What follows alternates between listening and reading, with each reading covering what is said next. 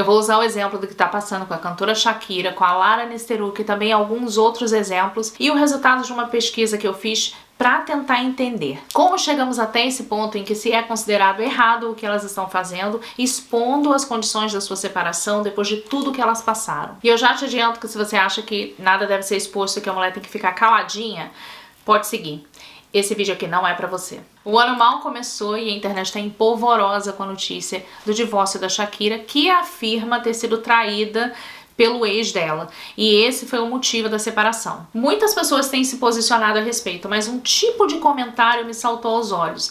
Pela quantidade e por quem está fazendo esse comentário. Muitas pessoas, inclusive mulheres, acusando a Shakira de estar fazendo baixaria, de estar tentando se promover por expor o que o Alecrim fez com ela. Isso me fez lembrar também o caso da Lara Nesteruk, que não só foi traída, mas também roubada.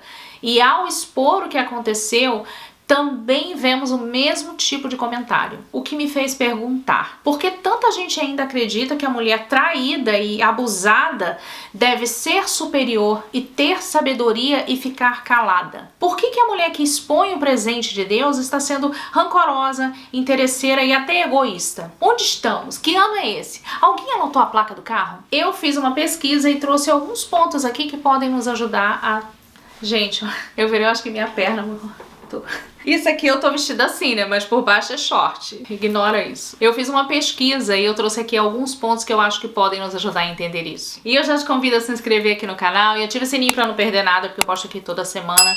Bora pro vídeo. A mulher deve ter sabedoria. Eu tenho uma história aqui que não é realmente minha, mas a pessoa me autorizou a usar o exemplo dela pra contar aqui. E eu tenho certeza que todos vocês conhecem essa história. A moça namorava o rapaz. Vamos chamar esse alecrim aqui de Paulo. O Paulo era um cara super abusivo, controlador, ciumento, autoritário. A mãe do Paulo, achando que o filho era a coisa mais maravilhosa que poderia acontecer na vida de qualquer moça, sempre dizia pra namorada, pra coitada da namorada do filho, que a mulher deveria ter sabedoria. Sabedoria essa para que o alecrim não vá buscar na rua o que não tem em casa, manter o alecrim sempre satisfeito, entender que se o alecrim trair a culpa é dela, perdoar qualquer deslize do alecrim, afinal você fez por merecer e ele não sabe o que está fazendo, ele não tem controle das próprias atitudes. E jamais expor o presente de Deus, isso em prol do bem-estar da família. Esse mesmo discurso eu ouvi, não dos homens, mas eu ouvi de mulheres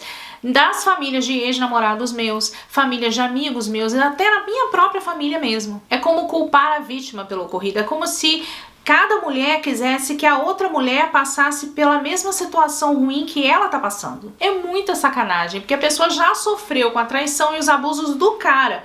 E aí ela ainda sofre com o preconceito, com o julgamento das pessoas que deveriam acolhê-la. E como eu mencionei, outras mulheres. Talvez por isso muitas mulheres acabem achando melhor ficarem caladas mesmo. E isso acaba favorecendo ao cara que sai como certo de situações em que eles erraram e muito. Isso nunca fez sentido pra mim. Faz sentido pra você? Me conta aqui nos comentários o que você pensa a respeito e se você conhece essa história. Seguindo a mentalidade dessas pessoas, a mulher é sempre responsável por manter o relacionamento e ela é sempre culpada quando alguma coisa dá errado. É como se a mulher fosse a mãe e o homem fosse uma criança de 2 anos de idade, que não sabe o que tá fazendo e não pode ser responsabilizado pelas suas próprias decisões e atitudes. Você já percebeu que tem muitas mulheres que inclusive culpam mais a amante do que o cara, mesmo em situações em que a amante nem sabia que o cara era que tinha um compromisso, que era casado, ou noivo, ou tinha namorada. E quando a mulher que sofre nas mãos de um marido bosta e ensina o seu filho a ser tão bosta quanto o pai e a sua filha a aceitar um bosta ao lado dela. Parece uma corrente que as pessoas se negam a quebrar. Elas veem que o sistema não funciona, que as coisas não estão boas do jeito que estão, mas insistem em ficar alimentando aquela roda. Mas de onde vem e por que essa mentalidade ainda existe? Para tentar responder essa pergunta, eu trago aqui alguns pontos que eu identifiquei durante a minha pesquisa. E eu deixei aqui na descrição alguns artigos que eu li, se você quiser se aprofundar no tema. O cara humilha, rouba, mente, trai sua esposa. Essa esposa deve expor o que ele fez para que o máximo de pessoas saiba o tipo de criatura que aquele cara é e também para não sair como louca da história? Não. Ok. E se invertermos os papéis? Sim, vamos falar de machismo. Gente, a sociedade brasileira está entre as mais machistas do mundo, e não sou eu que estou falando isso aqui. Numa pesquisa divulgada pelo Fórum Econômico Mundial, que avaliou o grau de participação da mulher em 58 países, o Brasil ficou classificado em 51º lugar. Ou seja, ele ficou entre os últimos. A gente perde, inclusive, para países muçulmanos, geralmente muito mais conservadores, como Bangladesh, por exemplo. O link para esse artigo também está aqui na descrição. E por que todo esse machismo em pleno 2023?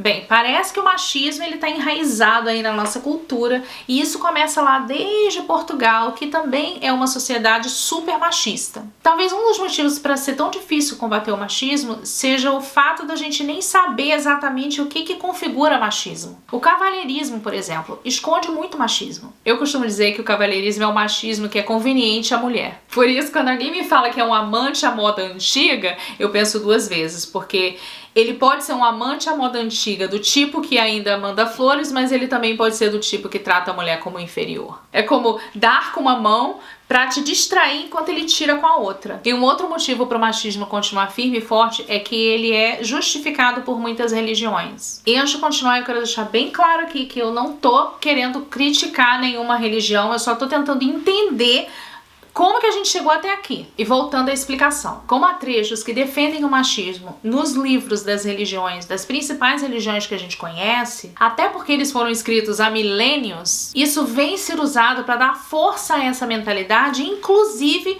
nas próprias mulheres. Além disso, você pode pegar trechos do que foi escrito nesses livros, nessas escrituras, e torcer a maneira como foi dito, para que isso favoreça a ideia que você tem, que você quer defender. Isso é muito feito nas religiões, até porque se você está inserido ali naquela religião, tecnicamente você não deveria discordar do que está sendo dito, porque o que eles estão defendendo está escrito naqueles livros que são sagrados. E discordar daquilo que está escrito naqueles livros que são sagrados, de certa forma é encarado como desrespeito e até falta de fé. Sendo assim, se alguém que está acima de você na hierarquia daquela religião te diz que é bonito e que a mulher deve ser submissa ao homem, por exemplo, e que essa mulher deve ter sabedoria, aquela sabedoria que eu falei no início do vídeo, você tem que aceitar. E aquilo é repetido tantas vezes que muitas pessoas acabam acreditando que é assim que tem que ser mesmo, que é assim que Deus quer que seja. E isso não ocorre só nas religiões mais conhecidas por nós brasileiros. Por exemplo, eu convivi por alguns anos com alguns indianos Gujarati.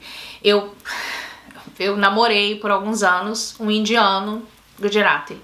E eles também são super machistas, e eu via esse tipo de comportamento lá também, ou seja, usar as escrituras para justificar a mentalidade machista. Eu acho que o que mais me incomoda nessa história toda é a falta de empatia que essas mulheres que fazem esses tipos de comentários, não só contra a Shakira e contra a Lara, mas eu tenho certeza que você já viu mulheres fazendo esses comentários contra outras mulheres. Eu acho que o que mais me incomoda é isso, é a falta de empatia que essas mulheres demonstram. Eu não acho que deve haver uma guerra de mulheres contra homens, e eu não acho realmente que nós somos superiores a eles. Eu acho que somos iguais, mas há questões muito sérias que são demonstradas aí nessa situação que nós devemos sim prestar muita atenção, e nós devemos sim nos apoiar umas às outras e nos apoiar também nos caras que genuinamente não concordam com esse tipo de mentalidade. Essa cultura perversa que é a cultura do machismo. Isso tudo para que um dia o fato de você ser mulher não faça muita diferença de como você tem o direito de ser tratada, não só dentro de um relacionamento amoroso, mas fora dele também. Se você gostou desse vídeo, eu acho que você vai gostar desse vídeo aqui também, que eu falo sobre a importância de cuidar de si mesmo. E se você ainda é novo por aqui, se inscreva no canal e seja muito, muito, muito bem-vindo. E por hoje é isso. Bye!